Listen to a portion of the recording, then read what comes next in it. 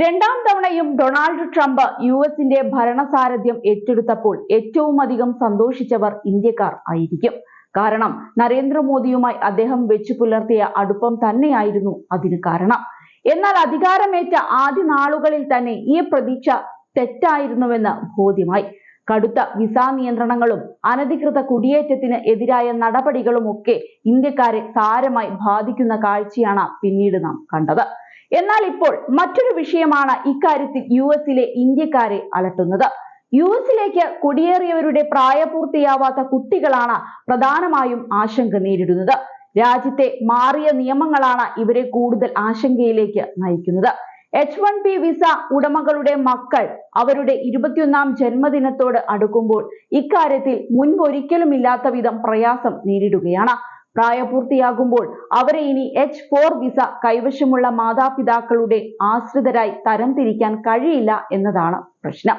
നേരത്തെ പുതിയ വിസ സ്റ്റാറ്റസിലേക്ക് മാറുന്നതിന് ഈ കുട്ടികൾക്ക് US നയം 2 വർഷത്തെ ഗ്രേസ് പീരീഡ് നൽകിയിരുന്നു. എന്നാൽ ഇമിഗ്രേഷൻ നിയന്ത്രണങ്ങളിലെ സമീപകാല മാറ്റങ്ങളും കോടതി വ്യവഹാരങ്ങളും ഒക്കെ ഈ വ്യവസ്ഥ ഇനി നിലനിൽക്കുമോ എന്നതിനെക്കുറിച്ച് ആശങ്ക ഉയർത്തുന്നുണ്ട്. ഇന്ത്യയിലേക്ക് സ്വയം നാടുകടത്തപ്പെടാൻ നിർബന്ധിതരാകാനുള്ള സാധ്യതയാണ് ഇതിൽ പ്രധാന വെല്ലുവിളി.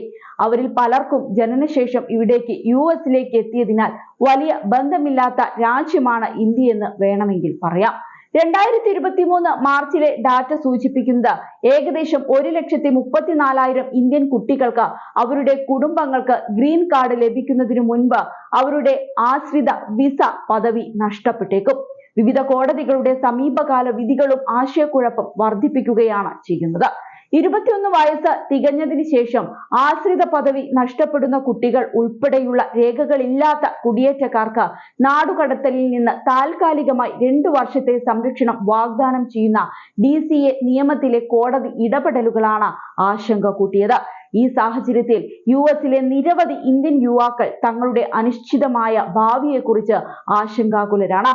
കാര്യങ്ങൾ കൂടുതൽ വഷളാക്കുന്നത് ഗ്രീൻ കാർഡ് അംഗീകാരത്തിനായി അവരുടെ മാതാപിതാക്കൾ 12 മുതൽ 100 വർഷം വരെ നീണ്ട കാത്തിരിപ്പ് കാലയളവ് നേരിടുന്നു എന്നതുകൂടിയാണ്.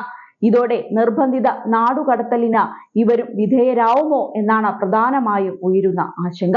അതിനിടെ ഈ യുവാക്കളിൽ ചിലർ കാനഡ, UK പോലുള്ള മറ്റ് രാജ്യങ്ങളിലേക്ക് മാറുന്നതിനെ കുറിച്ച് ആലോചിക്കുന്നതായാണ് വിവിധ മാധ്യമങ്ങൾ റിപ്പോർട്ട് ചെയ്യുന്നത്. അവിടെ കുടിയേറ്റ നയങ്ങൾ കൂടുതൽ ലളിതമായി കാണുന്നു.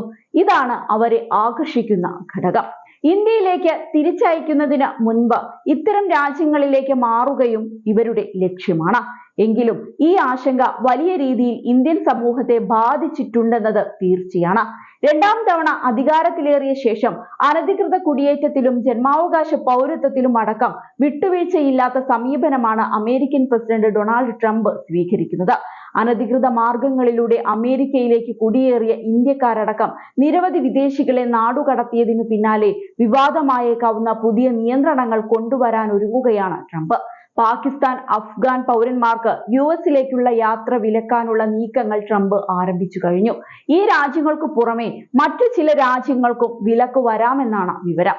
യാത്രാ വിലക്ക് അടുത്തയാഴ്ച ആദ്യം പ്രാബല്യത്തിൽ വന്നേക്കുമെന്നാണ് റിപ്പോർട്ട്. ദേശീയ സുരക്ഷാ ഭീഷണി ഉയർത്തുന്ന രാജ്യങ്ങളുടെ പട്ടികയിൽ അഫ്ഗാനിസ്ഥാനെയും പാകിസ്ഥാനെയും അമേരിക്ക ഉൾപ്പെടുത്തിയിട്ടുണ്ട്. അതേസമയം ട്രംപിന്റെ തീരുമാനം വലിയ വിവാദങ്ങൾക്കാണ് തുടക്കമിട്ടിരിക്കുന്നത്. അമേരിക്കൻ സേനയ്ക്കൊപ്പം ജീവൻ പണയപ്പെടുത്തി പോരാടിയ അഫ്ഗാൻ പൗരന്മാരോടുള്ള വഞ്ചനയായാണ് ട്രംപിന്റെ നീക്കത്തെ വിമർശകർ വിശേഷിപ്പിക്കുന്നത്.